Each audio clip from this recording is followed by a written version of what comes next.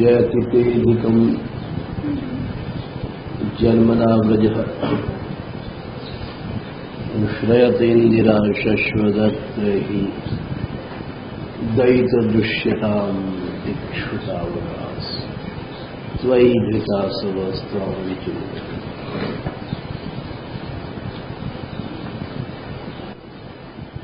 मान के विषय में बात चल रही थी कि गोपियों को जो मान हुआ था वो क्यों हुआ, इसका रसमय उत्तर तो हम दे चुके हैं। सभी आचार्यों ने लिखा कि केवल विरह की अवतारणा के लिए है। प्रेम द्विदलात्मक है, संयोग वियोग, किंतु एक दूसरा भी कुछ लोगों ने मत व्यक्त किया था, वो भी हमने बीच में चलाया था, छूट गया पीछे, कुछ और प्रसंग आ गए, उस दृष्टि को भी पूरा कर दें, क्योंकि बहुत भीतर जाकर के गहराई में तो वो बात रस के क्षेत्र में तो यही बात ज्यादा अच्छी उतरती है, परंतु उसका भी वर्णन किया गया है, साधक दृष्टि से हितकारी है। आस्वादन रस का ये अलग बात होती है और साधना की दृष्टि ये अलग बात होती है, क्योंकि साधक की स्थिति नीचे की होती है और आस्वादन की दृष्टि वो बहुत आगे की होती है। दोनों दृष्टियों में अंतर होता है और इस दृष्टि से उपासना में बहुत बड़ा अंतर आता है। साधक को सदा अपनी स्थिति सोच करके चलना चाहिए, ऐसा महापुरुषों की राय है कि हमारे हृदय में कितना रस झेलने की शक्ति है। प्राकृत भाव तो नहीं आता है, काम भाव तो नहीं आता है, ये सब भी साधक को सोचना चाहिए।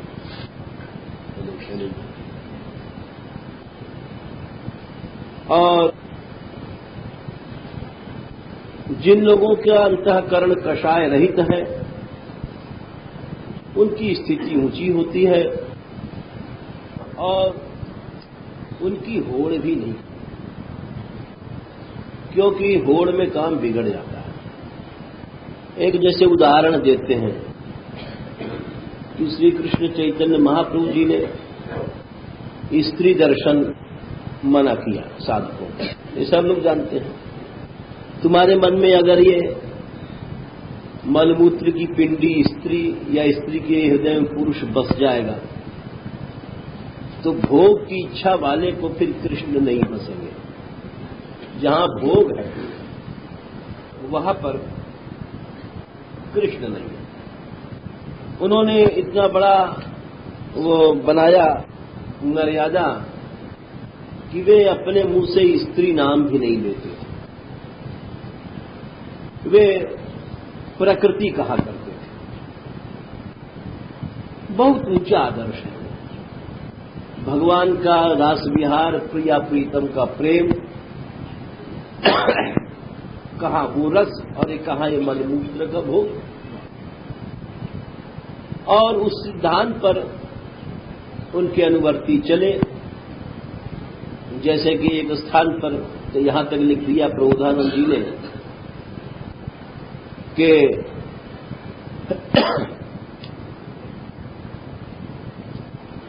हम भगवान का भजन इसलिए करते हैं, श्री मद कृष्ण चैतन्य श्री चैतन्य महाप्रभु भुवि प्रणत कायम प्रणम्यार्थे। वो लिखते हैं कि हम महाप्रभु जी के चरणों में यही प्रार्थना करते हैं कि वृंदारण्य निवासिनो मम कदाप्यस्तु स्त्रियां मामन, कि वृंदावन में जो हम रह रहे हैं, हमारा मन कभी स्त्री की ओर नहीं जाए। बोले ऐसा आप क्यों कहते हो? उनका इसका कारण है कि श्री राधा चरणाब्जदास वदनाद गोविंद लीला रसो यस्याम याति न कर्णयो परिसरम नामावली मंजिला। एक बहुत बड़ी बात कह गए कि जब राधा कृष्ण की प्राप्ति तो बहुत आगे की चीज है। यदि श्री राधिका रानी के रसिक लोग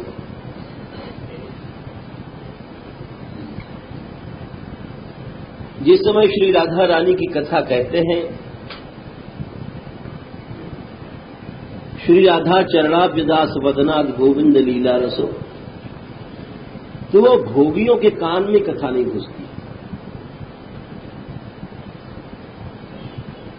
इतनी बड़ी कठिनाई है जो इस मलमूत्र के भोग में लगा हुआ है, उसके कान में ही वो कथा नहीं घुसती। तो उन्होंने एक तरफ तो इतना बड़ा आदर्श रखा, एक वृद्धा के यहां भिक्षा मांगने पर ही उन्होंने उसको त्याग दिया। त्रिवेणी में हरिदास जी कूद के मर गए, अपनाया नहीं, प्राणदंड साधा। मर्यादा पालन की इतनी बड़ी बात रखी उन्होंने। और देखा जाए तो आज इसीलिए अब वो मर्यादा से अब हम लोग दूर हैं, इसलिए वो अनुभूति बात नहीं है, वो रस नहीं है। लेकिन आज दो चार नाम जो जपते हैं लोग, गौड़िया लोग, और वहां भजन दिखाई पड़ता है, तो उसका मूल कारण था कि यही इतनी बड़ी मर्यादा थी। वो टूटते टूटते टूटते और फिर भी अभी कुछ उसका प्रभाव तो है ही। एक इतनी बड़ी जहां पर वो मर्यादा रखते हैं, वहां पर ही उन्होंने एक इतना बड़ा विपरीत भी उदाहरण रखा। राय रामानंद जी थे, 3.5 उनके मुख्य पात्रों में गिने जाते थे।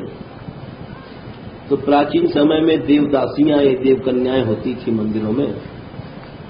तो बचपन से किसी अच्छी छोटी बच्ची को ले लिया जाता था और बहुत सुंदर लड़की हो और वो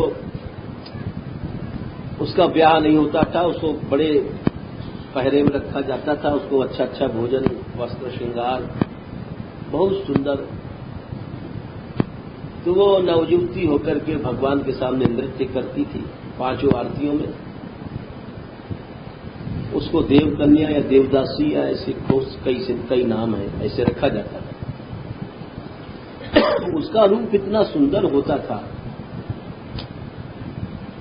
कि पीछे वो मंदिरों में प्रथा बंद हो गई, क्योंकि ये जरूरी नहीं कि पुजारी इत्यादि सब संयमी हो। और ये तो बाबा संयम बड़ी कठिन वस्तु है, खाड़े की धार है, मन को रोकना कोई खेल नहीं है। वहां अनाचार होने लग गया तो प्रथा बंद हो गई है। किंतु राय रामानंद जी के समय में जो देवदासियां थी अद्भुत सुंदरी थी। अब सुंदर लड़कियों को लिया जाता था बहुत छोटे पद से, और उनको बहुत सुंदर भोजन कराया जाता था, सुवर्ण आदि, भस्म आदि, सारा आकृति एकदम चमचमाता रहे चेहरा।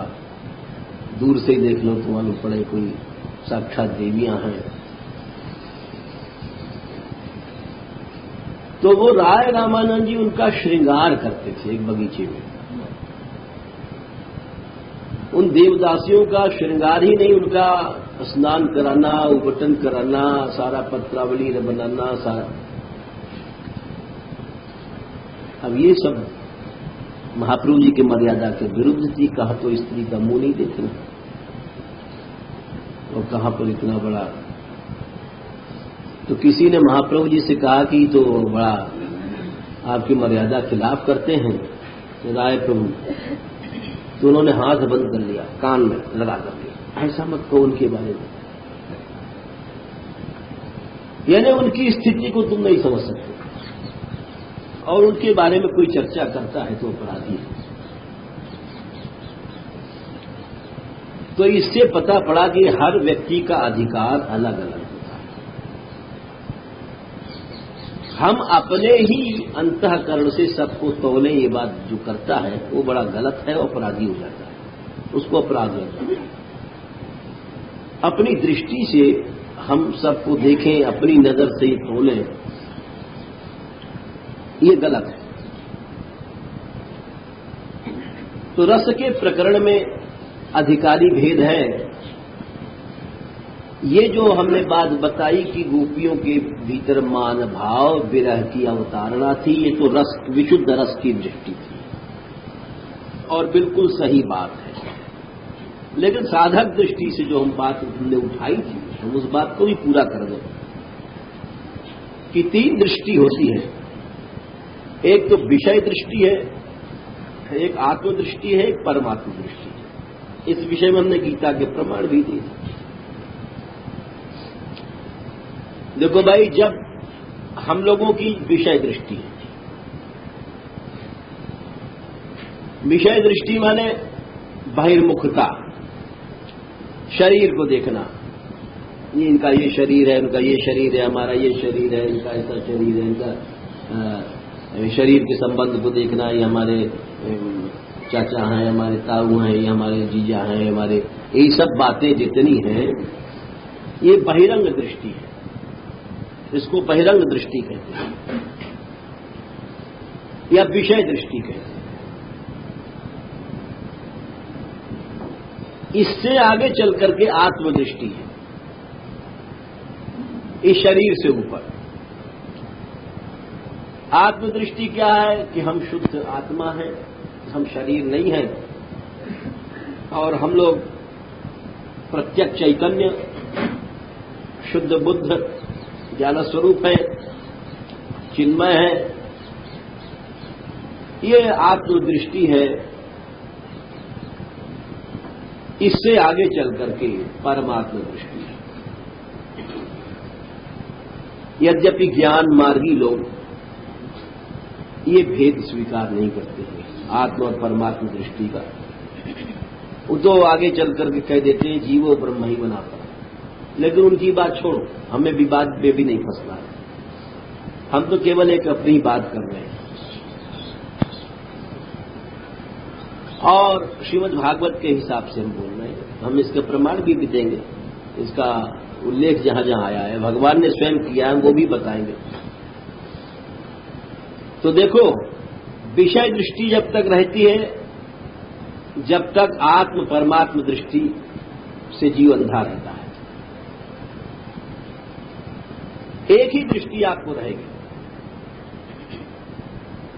अगर विषय दृष्टि है तो आत्म परमात्म दृष्टि से गलत, यानी आप अंधे हैं, वो आपके पास नहीं आएगा। अगर आत्म दृष्टि है तो विषय दृष्टि और परमात्म दृष्टि नहीं आएगी। आत्मज्ञान को भगवद रस में बाधक बताया गया। और परमात्म दृष्टि है तो विषय दृष्टि और आत्म दृष्टि नहीं रहेगी।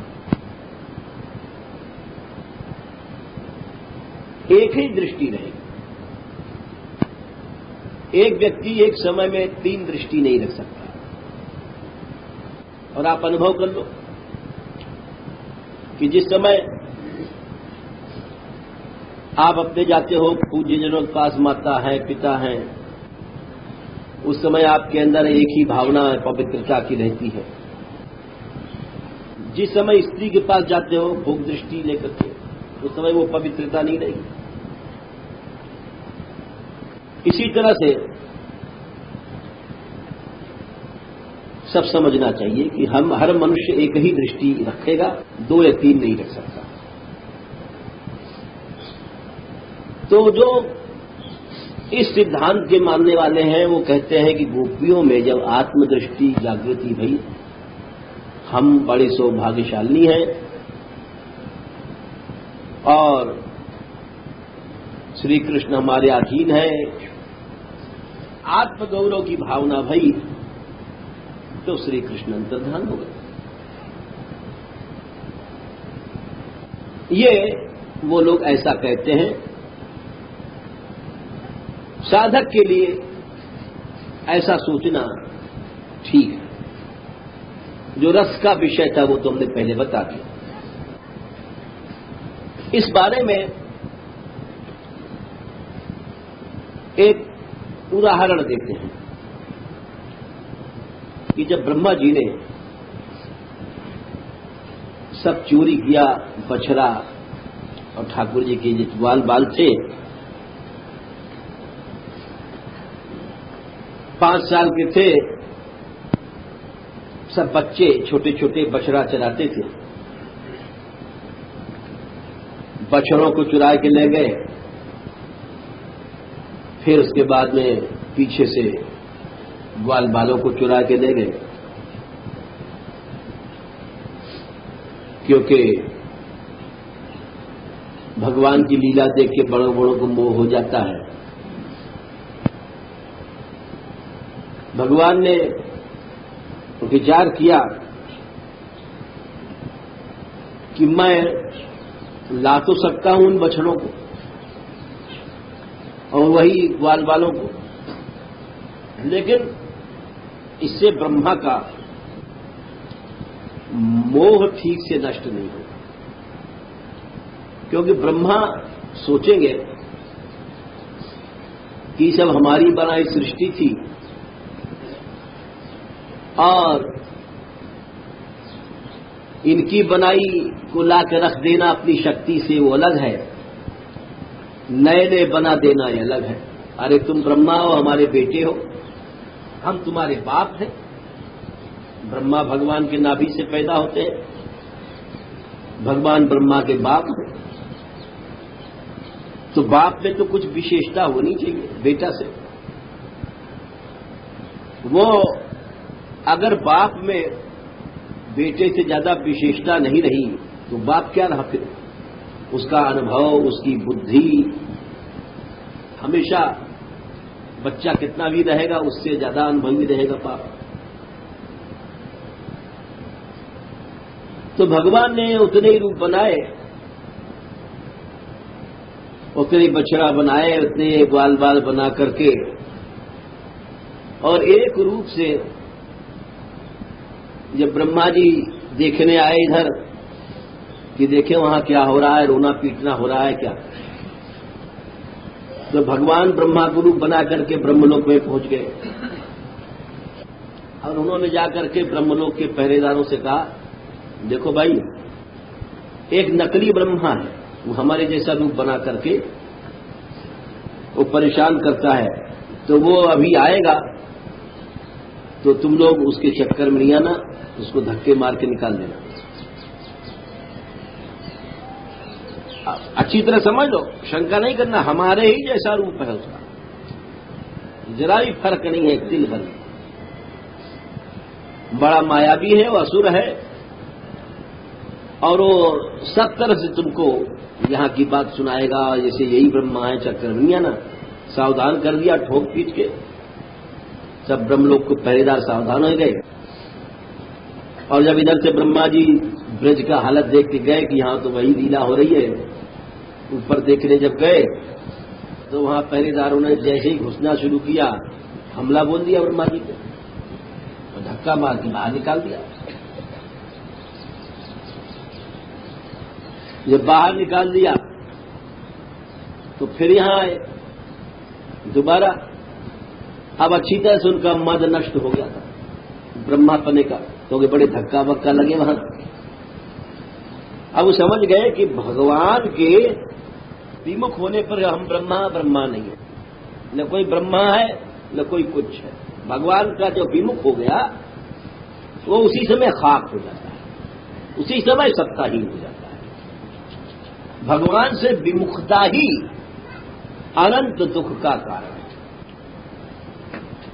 यहां पर हुआ क्या ब्रज में, अब ये बात ध्यान देने की कि यहां पर यह हुआ कि जो जितने ब्रजवासी थे, उनके जो लड़के थे छोटे छोटे, उनमें उन ब्रजवासियों का इतना प्रेम जुड़ गया जैसे कृष्ण में। ब्रजवासी अपने बच्चों से, अपने परिवार से उतना प्यार नहीं करते थे जितना कृष्ण से करते थे। ये ब्रज की विशेषता थी। ब्रज में ये निश्चय समझ लेना, उसी को ब्रज कहते हैं। ब्रज माने ये नहीं समझना कि वो लोग गृहस्थ थे तो अपने स्त्री और पुत्रों से ज्यादा प्यार करते थे। ऐसा जिसने सोच लिया वो समझ लो ब्रज को कुछ नहीं समझा, और ब्रज का प्रेम वो समझ भी नहीं सकता। ऐसा सोचने वाला व्यक्ति, जैसे हम लोग गृहस्थी है तो सोचते हैं कि हमारी स्त्री और बहू और बेटा से हमारा प्यार है, भजन भी कर लेते हैं, ऐसे ही वे होंगे, तो ऐसा नहीं। ब्रजवासियों को जो स्वरूप लिखा है वो यही है कि एशां घोष निवास नाम उद्भवान चिम देव राते तिनश्चेतो विश्व फलात् फलम तदपरम। इन ब्रजवासियों क्या देंगे? प्राप्य कोयति तद्वेषादि पूतना पिसकुला त्वामेव देवा पिता यद धामार्थ सुहृत प्रियात्म कन्या प्राणशयात् तत्कृते। ये बात ब्रह्मा जी ने कही है जब उनका मद मिट गया कि महाराज हमारे एक बात समझ में नहीं आती है कि आप इन ब्रजवासियों का ऋण कैसे चुका सकते हो। पहले तो दूसरा मोह था हमको, अब ये दूसरा मोह हो गया। बोले क्यों? इसलिए कि जिस पूतना ने आपसे द्वेष किया, आपको जहर पिलाया, गोद में उठा करके 6 दिन के थे कृष्ण जी, छठी के दिन की बात है। इतने छोटे से बच्चा को जो 5-6 दिन का है, और उस छोटे से बच्चा को लेकर के और गोद में और अपने स्तन में, जो बच्चा तो अनजान है, वो तो इतना जानता है, उसको माँ उसकी अपनी दूध स्तन उसके मुंह में दे देती है, बस यही जानता है कि बस मुंह ऐसे ऐसे करो पेट भर जाता है, और कुछ नहीं जानता। न अच्छा जानता है न बुरा जानता है। उसको ये पहचान ही नहीं है कि ये इस स्तन में क्या लगा हुआ है। कालकूट जहर स्तन में लगा करके वो गई, और जो छोटे से 5-6 दिन के थे कन्हैया जी बाल कृष्ण लाल, उनको अनंत मारोपयदंकमंतकम, उनको अपने गोद में उठा करके रख लिया और वो स्तन उनके मुंह में ठूस दिया, जिसके छूने से ही खत्म हो जाता है। पीना तो दूर रहा, कालकूट था। भगवान ने उसको पिया आंख बंद करके। पीने के बाद सोचा भाई इसका कर्म इसके साथ है, हमारा कर्म हमारे साथ है। आखिर तो इसने हमको दूध ही पिलाया है, चाहे ढोंग में ही माँ बनी है। माँ की इतनी बड़ी पदवी होती है। भगवान बड़े भारी मात्र।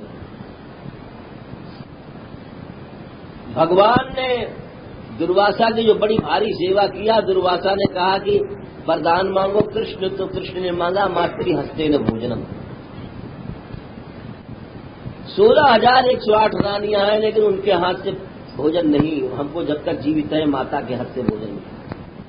इतने बड़े, तो ये भी भगवान की मातृ भक्ति का प्रमाण है। देव की वहां द्वारका में सेवा किया, यहां की बात नहीं है। बड़ी लंबी कहानी सेवा की। रथ में रुक्मिणी और कृष्ण को जोत दिया। हाँ, वो बहुत लंबा प्रसंग है। तो अब वो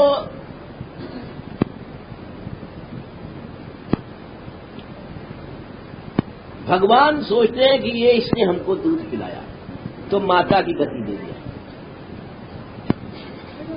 और कुल समेत उसका उद्धार कर दिया। सद्वेषादि पूतना पि सकुला त्वामेव देवा। तो जो जहर पिलावे और उसको उसके परिवार समेत आप तार देते हो, तो यह धामार्थ, जिन ब्रजवासियों का धाम, मकान, अर्थ, पैसा, सुहृद, प्रिय, कुटुंब, अपना शरीर, तनय, बेटा बेटी, वो सब तुम्हारे लिए उनको क्या दोगे? इससे पता पड़ता है कि ब्रज क्या था, ब्रजवासियों का गृहस्थ क्या था। ब्रजवासियों का गृहस्थ बड़े बड़े विरक्त, उसको समझ ही नहीं सकते, वैसा बनना तो बड़ा कठिन। हम लोग विरक्त बन करके अहंकार कर लेंगे, हम कहां से आ गई दुनिया है, तुम गृहस्थी दूर बैठो। अरे क्या है बैराग, क्या अहंकार के लिए किया जाता है? तुम तो एक खाई में से निकल के दूसरे खाई में क्यों पड़े? और उन ब्रजवासियों को देखो कि जो इतना बड़ा पुलिंदा गृहस्थ का था, बहू बेटा सब, और उसके रहते भय भी उनका कहीं स्नेह नहीं था, वो केवल सब कृष्ण के लिए था। उसको ब्रज कहते हैं। यह धामार्थ सुहृद प्रियात्म तनय प्राणाशया त्वत्कृत्य, त्वत्कृत्य माने कृष्ण के। तो अब ब्रह्मा जी ने जब देखा कि जितना कृष्ण में प्रेम था ब्रजवासियों का, उतना ही प्रेम तो यहां पर अपने बेटों में हो गया, बछड़ों में हो गया। ये क्या चक्कर है? सुखदेव जी कहते हैं, गो गोपीनाम मातृतास्मिन सर्वा स्नेहाधिकम बिना। गो गोपियों का जो पुरोवदा स्वप्य हरे सुगता माया बिना, गो गोपियों की जो मातृत्व थी वो सब वैसे नहीं, केवल स्नेह बढ़ गया था, कृष्ण जैसा हो गया। इस बात को लेकर के बलराम जी भी चक्कर खा गए कि भाई कृष्ण बलराम हम में और कृष्ण में प्रेम था ब्रजवासियों का, और आज वही ब्रजवासी अपने बच्चों से उतना ही प्रेम कर रहे हैं। ये कैसे हो गया? अरे कैसे हो गया? ब्रजस्य रामः प्रेमर्धेर वीक्षोत्कंठम अनुक्षणम। जो ब्रजवासी कृष्ण से ही प्रेम करते थे, आज अपने बच्चों से प्रेम करने लग गए। ऐसा कैसे हुआ? इससे मालूम पड़ता है कि ब्रजवासी गृहस्थ होते रहे भी उनका प्रेम केवल कृष्ण से। ऐसा गृहस्थ संभव है, और ब्रजवासियों ने करके दिखाया।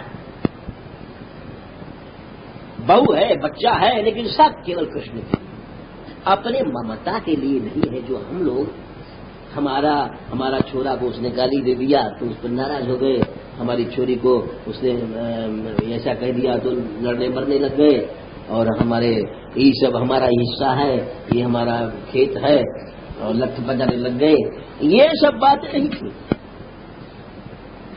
जो शुद्ध प्रेम का मार्ग है, यद धामार्थ सुहृद प्रियात्म तनय प्राणाशयास्त्वत्र। बेटा है तो कृष्ण के लिए, लड़की है तो कृष्ण के लिए,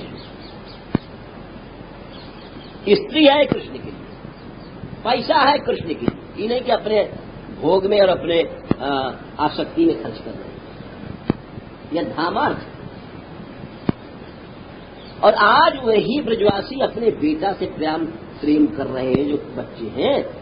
तो ब्रह्मा जी भी चक्कर में आ गए हैं और बलराम जी भी चक्कर में आ गए कि हुआ क्या है। और कियम व कुत आता दैवी व नारी उदासुरी, ये तो कोई माया ही है। कृष्ण के समान प्रेम अपने बच्चों में हो जाना, ये तो बड़ा गड़बड़ मामला है, ये तो विमुखता है। दैवी माया है कि आसुरी माया है कि नारी माया मनुष्य की है। फिर सोच रहे हैं बलराम जी की दैवी माया हमको मोहित नहीं कर सकती। अरे वो भी ईश्वर है। आसुरी माया हमको मोहित नहीं कर सकती।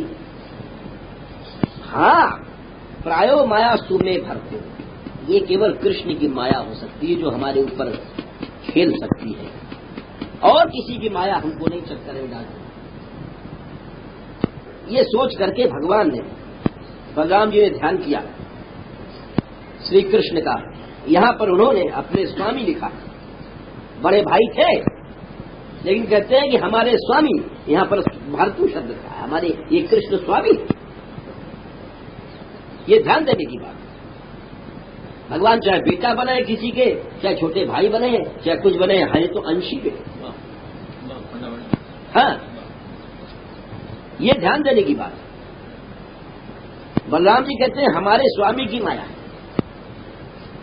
और स्वामी के बारे में सोच करके जब ध्यान उन्होंने लगाया तो क्या देखते हैं कि सब कृष्ण दिखाई पड़े। जितने बालक थे वो भी कृष्ण, बचने हैं वो भी कृष्ण है। फिर गए और जाकर के कृष्ण से बोले कि कहा बात है भैया। तो प्रभु ना बलो अभी, जहां पर प्रभु शब्द आया, प्रभु ने बलराम को बताया ये सब चक्कर है, ये मैं ही हूं। अच्छा, उसके बाद में सारी बात समाप्त हो गई। ब्रह्मा जी आए, स्तुति भई। अब इसका कथा जब हो गई तो यहां पर हम जो दृष्टि वाली बात बता रहे थे, अब आई कि राजा परीक्षित पूछते हैं कि महाराज एक बात हमारी समझ में आई। क्या? कि सब संसार अपने बेटा बेटी से प्रेम करता है। ये देख लो, लड़कों के पीछे लड़ाई होती है, लठ बच जाता है, हमारे छोरा देख लीजिए, कुछ नहीं कुछ, न कोई लड़का है न लड़की है, लेकिन मरते हैं लोग। ब्राह्मण और ये कृष्ण पराये बेटा थे, नंद के पराये बेटा के लिए अपने बेटा और बहू का प्रेम सबने छोड़ दिया। ये क्यों? चाहे भले लीला थी, लेकिन थे तो व्यवहार में पराये बेटा, नंद के बेटा थे। ब्रह्मन परोध भवे कृष्ण यान प्रेमा रतन भवे। ऐसा प्रेम कैसे हो गया? तो यहां पर सुखदेव जी बताते हैं, वही तीन दृष्टि वाली जो बात थी उसका हम प्रमाण दे रहे हैं। सुखदेव जी बोले देखो भैया, राजा परीक्षित जी से कह रहे हैं, नृप हे राजन, सर्वेषाम अपि भूतानाम नृप स्वात्मैव वल्लभा। हर एक मनुष्य अपने से ज्यादा प्रेम करता है। इतने अपत्य वित्ताद्यास तद वल्लभते। बेटा बेटी पैसा ये सब अपने पीछे उनसे प्रेम करता है। ये बात सही है। आज ही हमारे पास ब्रह्मचारी जी ऊपर महात्मा रहते हैं, वो आए, बोले उनके एक मित्र हैं जो बड़े ऊंचे एमए को क्लास पढ़ाते हैं अंग्रेजी में, पीएचडी डॉक्टर, और उनकी स्त्री भी first class MA PhD doctor, बेटा भी पीएचडी डॉक्टर। इतना विद्वान परिवार सारा का सारा। और उनकी आंख मारी गई, अमेरिका से चश्मा मंगाया, जाने क्या क्या। स्त्री साथ छोड़ गई जो इतनी बड़ी पढ़ी लिखी थी, अब अपने बच्चों को लेकर दिल्ली रहने, वो बेचारे बरेली अकेले पड़े। लोग समझाने गए उसके लड़के को, तो लड़के ने कहा पिताजी नौकरी छोड़ के हमारे पास आ जाए, रोटी कोई घाटा नहीं। लोग गए उनके पास, डॉक्टर साहब के पास, कि आप नौकरी छोड़ दीजिए। तो बोले भैया नौकरी रहने पर तो कोई सेवा कर नहीं रहा है, और नौकरी छोड़ दे तो फिर इसके मन हम कुत्ते बन जाए, हमारा विश्वास नहीं रहा स्त्री पुत्र पर। तो क्या करते हैं, वो अपना लेक्चर पहले बोलते हैं अपने आप धीरे धीरे, और उसको कैसेट में भरते हैं, और पढ़ाने जाने के पहले उस कैसेट को कई बार सुनते हैं। तो आंख तो रहा नहीं, दूसरे से पुस्तक पढ़वाते हैं, और इस तरह से नौकरी कर रहे हैं। आंख नहीं है लेकिन अंधे हैं, इतना बड़ा विद्वान, सबसे बड़ा वहां का अंग्रेजी के विद्वान, और जिसकी स्त्री भी सबसे बड़ी अंग्रेजी की विद्वान, लड़का भी, आज उसकी हालत ये है कि दूसरों से पढ़वाता है पुस्तक जो पढ़ानी है, और नोट्स को सुन करके फिर बोलता है, कैसेट में भरता है, और फिर उसको पढ़ाने के पहले कैसेट सुन करके जाके वहां अंधे जी बैठ करके भाषण देते हैं। इस तरह से नौकरी करते हैं। ऐसी कहानी सुन करके हमको आज ही सुना के गए ऊपर, कितनी दर्द भरी कहानी कि जिसकी स्त्री इतनी बड़ी विदुषी, जो दिल्ली यूनिवर्सिटी में सबसे बड़ी अंग्रेजी की डिपार्टमेंट की हेड है, हेड माने बड़ा, लड़का भी इतना बड़ा, सबसे बड़ा, और आज जिसकी खुद 10,000 से ज्यादा तनख्वाह है। अब रुपया क्या करे, ओढ़ है कि रुपया को चटाई बना करके, रजाई बना करके क्या करे बेचारा। लेकिन संसार में उसको एक गिलास पानी देने वाला नहीं है, केवल पैसे से नौकर रख रखा है। लेकिन नौकर कोई प्यार नहीं है, पैसे के कारण चुप।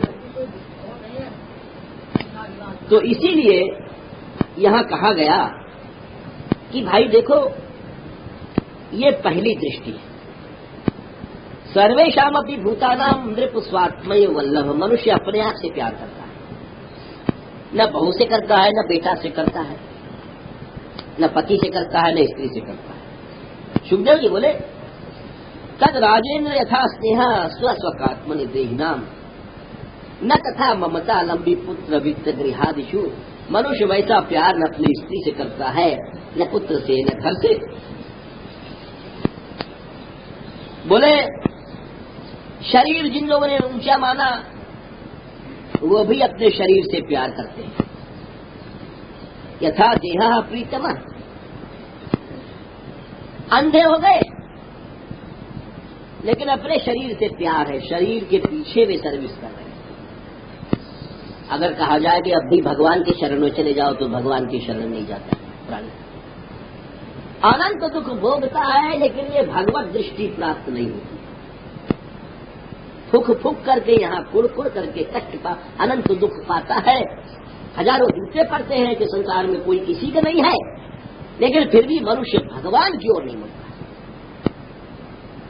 जब है मुड़ता है तो वही जो विषय दृष्टि है, विषय मानी शरीर के संबंध से, हमारा भाई है, हमारा बहू है, बेटा है, इसको नहीं छोड़ता, और ये आपसे शरीर से प्यार करता है।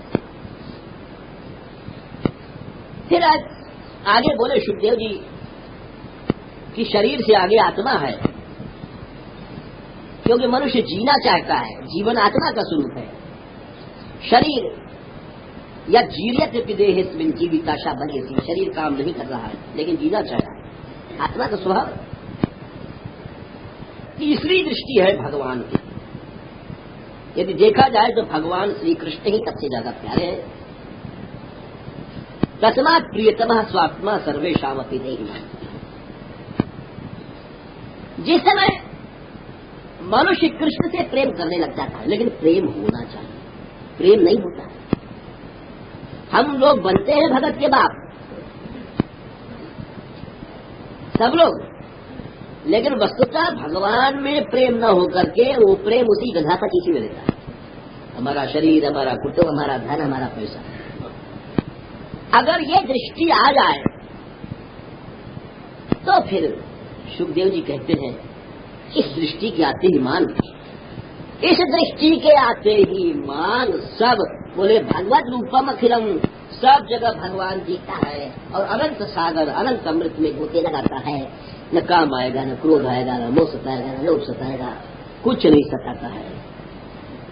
तो बोले ये तीसरी दृष्टि ये प्राप्त नहीं हो रही। ये आंखें फूट गई हैं हम लोगों की। क्यों फूट गई है? कि वो बहिरंग दृष्टि पर है, हमारा छोरा, हमारा छोरी, हमारा घर, हमारा कृष्णम एनम अवेहि, कृष्ण ही बोले ये दृष्टि ब्रजवासियों को प्राप्त। आज ब्रजवासियों की इतनी महिमा क्यों है? ये दृष्टि ब्रजवासियों को प्राप्त थी, जो बड़े बड़े आत्मज्ञानियों को प्राप्त नहीं थी। और सुखदेव जी बोले सच्चा मार्ग यही है। कोई आत्मज्ञान कर ले, आत्मज्ञानी बन करके ये आत्मा ही ब्रह्म है, बोले वो सब छोड़ो। सत्य मार्ग यही है कि कृष्णम एनम अवेहि त्वम आत्मानम अखिलात्मनाम, सब आत्माओं की आत्मा कृष्ण। यहाँ वो भेद, वो बात नहीं रही जीवो ब्रह्म ही बना पड़ा, वो तो बहुत पीछे बात रह गई। जो जीव को ब्रह्म मानने वाले हैं वो तो रह गए बहुत पीछे, उनको ये दृष्टि प्राप्त नहीं होगी। कृष्ण ही आत्माओं के आत्मा है, और क्योंकि सर्वेषामपि वस्तूनाम भावार्थो भवति स्थिता, जितने भी इस अनंत संसार में वस्तुएं हैं सबके भावार्थ माने अंतिम तत्व, भवति माने मूल कारण कृष्ण है। ये कृष्ण से ही प्रेम चला, कृष्ण से ही जीवन चला, कृष्ण से ही सत्ता चली, कृष्ण से ही स्फूर्ति चली।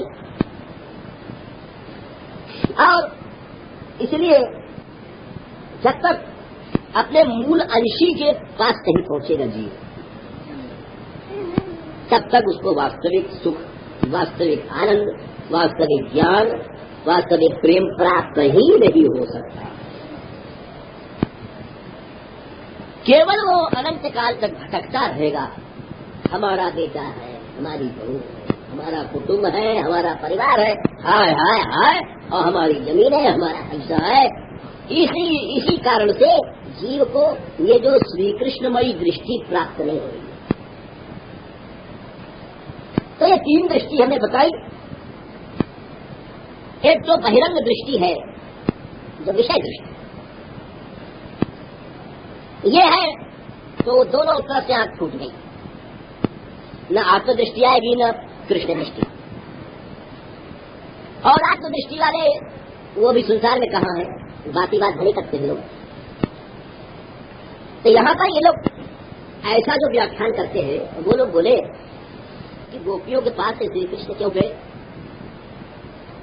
किसी भी प्रकार से जब आत्मदृष्टि मैं ऐसी सुंदरी हूं, मेरा ये गौरव है, श्री कृष्ण चले। ये साधक की दृष्टि से समझने की बात है, ये हमने पहले बता दिया। और ये भी बता दिया कि रस की दृष्टि अलग है। हाँ, क्योंकि एक लीला के दर्शक सोचने वाले कई होते हैं और सब अपनी अपनी दृष्टि से लीला को समझते हैं। जैसे रास लीला है, श्रीधर स्वामी ने इसको काम विजय समझा अपनी दृष्टि। उन्होंने लिखा रास पंचाध्याय के पहले श्लोक में, जब शुरुआत किया उन्होंने, तो पहला श्लोक उन्होंने बनाया ब्रह्मादि जय रूढ़ दर्प कंदर्प संदर्भ, कि ब्रह्मा जी को कामदेव ने पटक दिया, महादेव जी मोहिनी रूप के पीछे दौड़े, उनको भी जीत लिया। हालांकि एक बार शंकर जी ने जीता था लेकिन फिर से कामदेव को नशा चढ़ा, ब्रह्मा को जीता, शिव को जीता, और बाकी इंद्र विंद्र की तो बातें क्या चलाए। तो उसका अहंकार हुआ, और उस अहंकार ने ऐसे ऐसे हाथ करके, जिसके अंदर ऐसे होती है उसकी चाल बदल जाती है, ऐसे ऐसे चलता है, जैसे कोई चिड़िया उड़ रही हो, ऐसे ऐसे हाथ चलाता है जैसे उड़ रहा है धरती पर, ऐसे चलता है। किसी को भी देख लो, चाल बदल जाएगी, इसकी चाल अलग हो जाएगी। कोई पहलवान हो या कोई अफीसर है या कोई पैसा वाला है, चाल बदल जाएगी। नारद जी सामने आ रहे थे, नारद जी को देखा, बोले चाल ठोक दिया। नारद बाबा, हमारी टक्कर में कोई पहलवान बताओ भाई, अब तो कोई रहा नहीं। नारद जी ने कहा, भाई हमारी तो साधा है नहीं तेरे से लड़ने की, वहां चला जा। मैंने कहा, बोले समय कृष्ण है, कल आओ। भगवान से युद्ध मांगा, भगवान बोले कैसी लड़ाई लड़ोगे, काम दे दिया। बोले किले की मैदान की, बोले किले की कैसी होती है, किले में मतलब एक लड़ने वाला छिपा रहता है और छिपके रहता है, मैदान में सामने आता है। तो किले की लड़ाई है कि हम अपना जंगल में चले जाए, कहीं ना स्त्री न हो। अब यहाँ जंगल में स्त्री है नहीं तो किससे निपटेंगे, खम्भे से थोड़ी निपटेंगे, पेड़ से थोड़ी निपटेंगे, काम कैसे होता है। और मैदान तो है कि चारों तरफ स्त्रियां बैठी हुई है। तो कामदेव बोला, अरे हम उसको जो किले की लड़ाई है, कोई नहीं दिखाता है, मैदान की बात तुम क्या करते हो कृष्ण।